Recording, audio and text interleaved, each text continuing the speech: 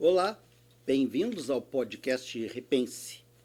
Siga-nos nos nossos endereços, nos links, na nossa página e mande sua mensagem, o seu recado, a sua ideia através do nosso WhatsApp que está aparecendo aí na sua tela. Um privilégio estarmos juntos novamente, numa época de verão, de calor intenso, podermos trocar algumas ideias. Separei hoje o tema não concordar e relações de poder. Por que isto? Porque eu tenho verificado em diferentes ambientes, diferentes grupos, essa delicadeza, ou na verdade uma relação de atrito que se instaura quando as pessoas não concordam umas com as outras. Na minha observação, vários aspectos fazem parte do ato de não concordar. Vejam bem, não há ser humano que seja uma cópia fiel ao outro. Nós somos distintos no nosso temperamento, na nossa personalidade, na nossa forma de sentir, de amar, enfim, de ter emoções. E talvez essa seja a maior riqueza, sermos diferentes.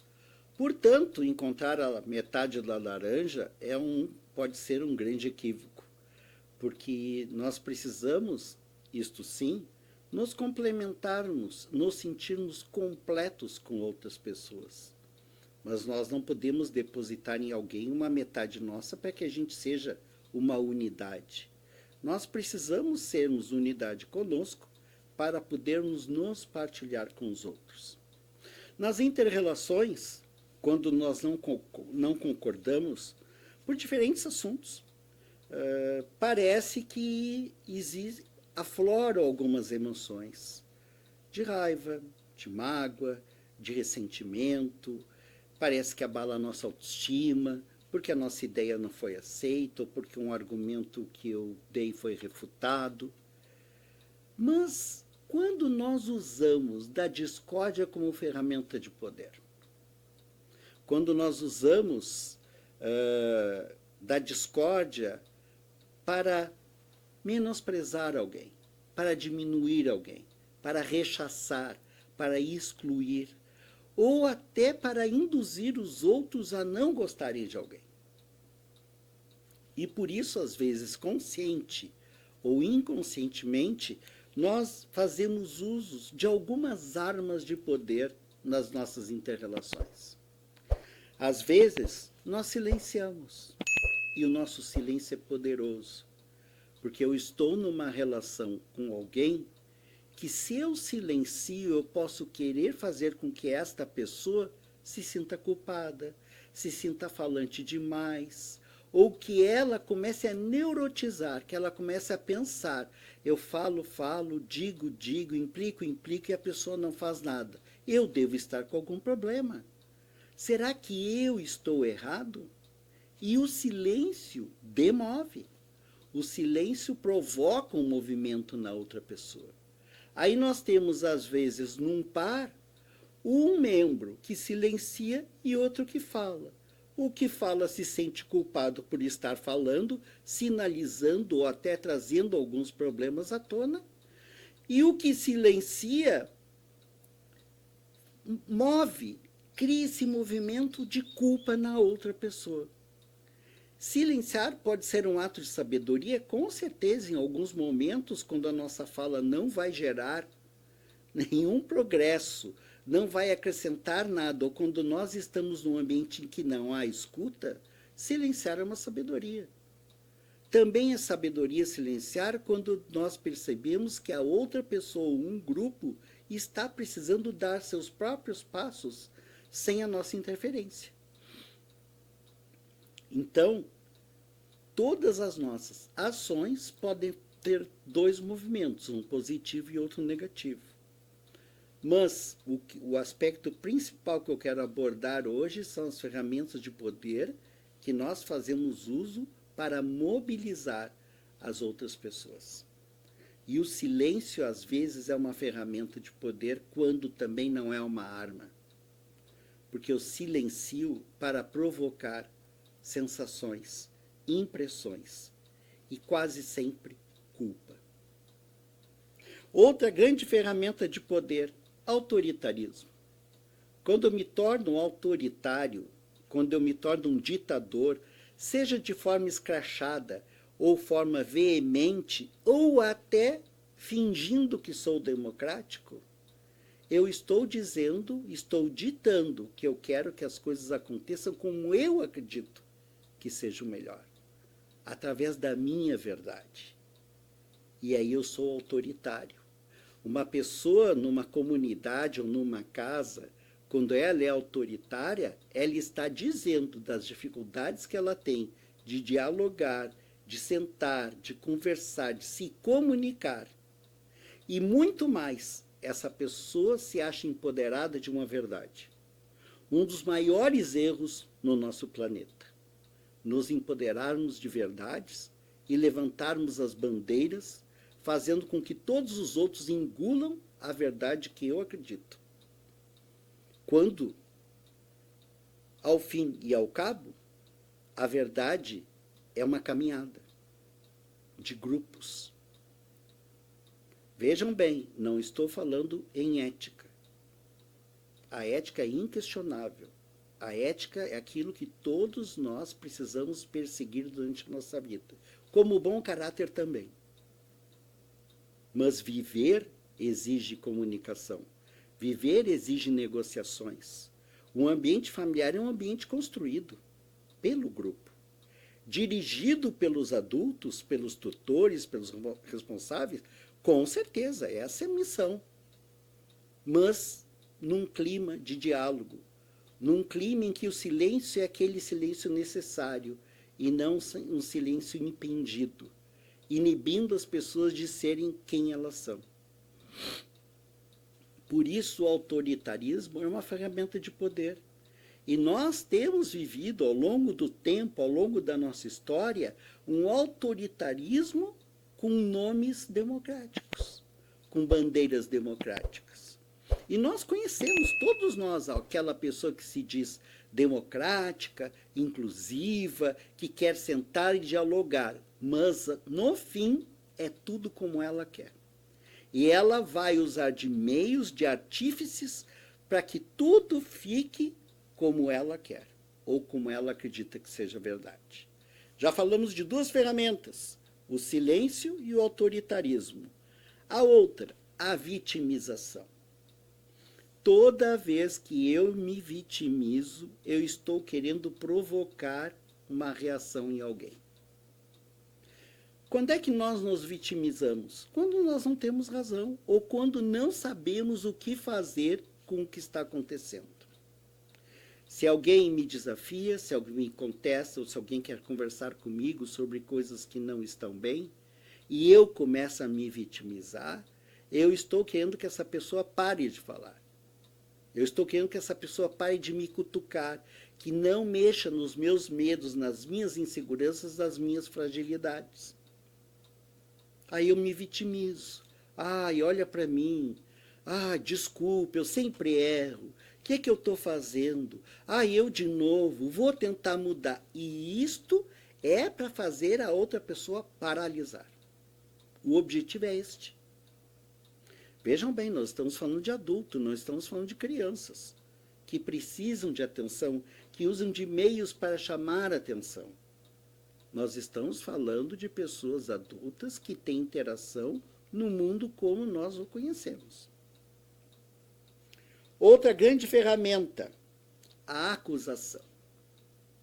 Gente, isto tem sido assim, tem se disseminado. Como é fácil acusar os outros? Como é fácil apontar o dedo para os outros? Eu sempre me lembro do Gandhi, ele conta uma experiência que ele teve. Uma menina, um menino, acompanhado de sua mãe, foi pedir conselho para o Gandhi. E o Gandhi perguntou para o menino qual era o problema dele. Ele disse assim, eu tenho uma doença que eu não posso comer açúcar. E o Gandhi ficou pensando e pediu para ele voltar dali uma semana. O menino voltou com a mãe uma semana depois e o Gandhi disse, desde o dia que tu saísse daqui até hoje, eu fiquei sem ingerir açúcar. Agora eu te entendo. Nós não precisamos ser tão literais. Mas o Gandhi está falando de empatia, que é a faculdade que eu tenho de me colocar no lugar do outro. E hoje em dia, ninguém quer se colocar no lugar do outro. Para que se dá trabalho? Como é que eu vou me colocar no lugar do outro se eu não sei nem o meu lugar? E aí a gente vê, tudo que a gente vê nas imagens, nas mídias sociais, é coisa bonita, é corpinho bonito, é a pessoa lá usufruindo, a pessoa aproveitando. Eu sempre falo nesses temas, porque esses temas, a emissão de imagens, tem como objetivo mandar mensagem para o nosso inconsciente. E se nós não estivermos atentos, a gente vai à revelia. Vai indo conforme a maré. E por isso nós temos sido prisioneiros do silêncio, do autoritarismo, da vitimização, da acusação. Porque tudo isso nos afeta daquilo que não está organizado em nós. Muitos casamentos, muitas relações pais e filhos não estão boas porque têm essas armas de poder. Porque enquanto nós precisarmos desses tipos de armas de poder, nós não vamos conseguir nos comunicar com qualidade, muito menos ter empatia. Nós precisamos acordar e entender que viver a vida é estar com as pessoas e não ditar coisas para as pessoas. Parar de agredir as pessoas. Parar de nos incomodarmos ou criarmos pequenas coisas para disseminar discórdia. Nós temos tudo no nosso entorno. Nós temos N religiões, milhares de sendas espiritualistas. O nosso mundo é plural. Mas aonde que nós encontramos morada? Onde nós nos alimentamos? Quais são as nossas referências para sermos uma boa pessoa, um bom cidadão, um bom companheiro, um bom vizinho? Por que nós estamos acreditando que sempre onde tem uma comunidade tem problemas? Vejam onde estão os problemas. Quase sempre na intransigência. Por eu não querer pensar diferente. Por eu não aceitar quem pensa diferente de mim. Enquanto nós não fizermos essa reforma íntima, nada vai mudar. Aí a gente reclama que não é amado pelos nossos familiares, que a gente não encontra o amor, que a gente não tem amigos, mas o que a gente fez para estar como estamos? Mais importante ainda, o que eu preciso fazer para minha vida ser melhor? Nós não podemos acreditar que não ser uma boa pessoa não tem valor algum. Agora, nós podemos passar a vida correndo atrás de dinheiro, achando que nele está tudo. Porque é um grande equívoco. Porque paz interior, sossego, dormir bem, sem culpas, não precisa de dinheiro. Dinheiro é importante, com certeza, e traz muitas coisas boas. Mas não é tudo. A aparência não é tudo. Porque se fosse assim, a gente não ficava no escuro com ninguém.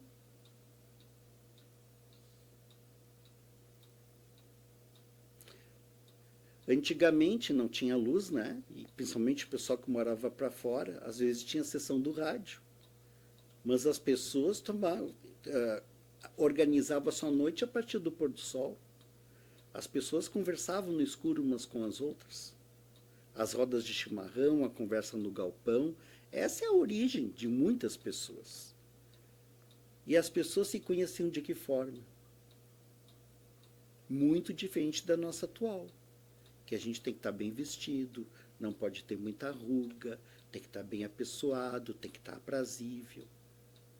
Tudo isso seria muito mais importante se isso fosse para nós mesmos. Eu estou como eu me curto, eu estou como eu gosto. É uma forma que não desrespeita ninguém, mas eu sou assim. Eu tenho o meu jeito de ser. E jeito de ser tem sido um problema. Nós estamos precisando de nomenclaturas e definições para ver em que coluna a gente se encaixa para a gente se sentir aprovado e aceito pela sociedade. E nós estamos vivendo essa época. Nomenclatura para tudo. Quando, na verdade, tudo se resume a podermos ser quem somos, contanto que não estejamos prejudicando ninguém. Nós não precisamos definir o amor. Ele fala por si. Por que tem que ter explicação e definição para tudo? Por que a gente está se perdendo na poeira com tanta definição? E aí a gente se perde, a gente já não sabe mais qual é o rumo da coisa, a gente vai vivendo a bancarrota e aí nós começamos a usar dessas armas, né? Eu fico discordando das pessoas sem entender bem por que eu discordo, eu nem sei fundamentar minha ideia, eu vou usar dos artifícios que eu puder para humilhar o outro, porque quando eu humilho alguém, eu diminuo alguém, eu me engrandeço. Quando eu digo para alguém, viu, eu não te disse, vai por mim, é porque eu estava empoderado da minha verdade. De novo, não estou falando em ética e bons valores. Estou falando das relações do dia a dia, das questões do dia a dia, que vão desde quem lava a louça, quem seca, quem passa. E a gente fala em democracia quando, na verdade, eu já deleguei para minha esposa fazer os serviços da casa e eu faço alguma coisinha e asso carne. E a gente acha que isso define as pessoas, porque não define. E se fosse o inverso, o que mudaria exatamente? Nós temos origem numa sociedade patriarcal e vivemos numa sociedade muito machista hoje em dia. Mas e as mulheres que sustentam a casa? E os homens que perderam o emprego? E a gente tem dificuldade de lidar com isso, com coisas que fazem parte da vida? Aí é que nós precisamos nos conhecer, nos reconhecermos enquanto pessoas dignas. Eu cresci ouvindo, negocia tudo, menos a tua dignidade. E nós estamos precisando nos tornarmos pessoas dignas, corretas, do bem. E já é uma grande coisa não prejudicar ninguém, não fazer qualquer tipo de maldade com alguém. Não há felicidade sem trilhar esse caminho. Tem coisas que são negociáveis, outras não. Não tem como negociar o que é o bom, o que é o bem. São Francisco dizia paz e bem. Como é que eu tenho paz? Me harmonizando comigo e com os outros. Senão não vou ter paz. Não tenho. Bem, sendo bom para mim e tentando fazer o melhor que eu posso para os outros. As nossas relações quase sempre são de poder, mas elas têm que ser saudáveis. A gente tem que se sentir partícipe da vida da pessoa que nós estamos envolvidos. E ser partícipe é estar com. E nenhum precisa ser 10. Até porque isso não existe. Mas nós precisamos ser bem intencionados e tentar fazer o nosso melhor. Nos siga. Acompanhe as diferentes reflexões que temos feito. Reflexões que são provocações. Porque nós estamos vivendo tempos que necessitam de mudanças. Bem-vindo, bem-vinda a essa jornada de mudança e até o nosso próximo encontro.